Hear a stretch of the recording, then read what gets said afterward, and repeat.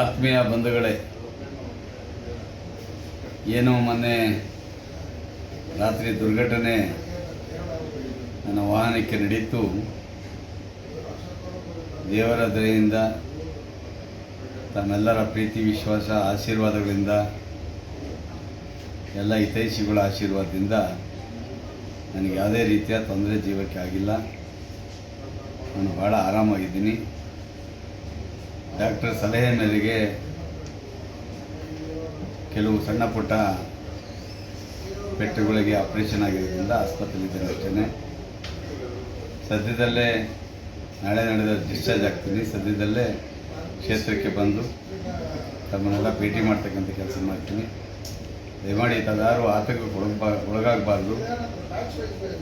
ದೇವರ ಕೃಪೆಯಿಂದ ನನಗೆ ಯಾವುದೇ ರೀತಿಯ ತೊಂದರೆ ಆಗಿಲ್ಲ. ನನಗಾಗಲಿ, ನಮ್ಮ ಆಪ್ತ ಸಹಾಯಕರಿಗಾಗಲಿ, ಅಂಗರಕ್ಷಕರಿಗಾಗಲಿ ಅಥವಾ ನಮ್ಮ ಚಾಲಕರಿಗಾಗಲಿ ಯಾವುದೇ ರೀತಿಯ ತೊಂದರೆ ಆಗಿಲ್ಲ. ಎಲ್ಲರೂ ಸಹ ಕ್ಷೇಮವಾಗಿದ್ದೇವೆ.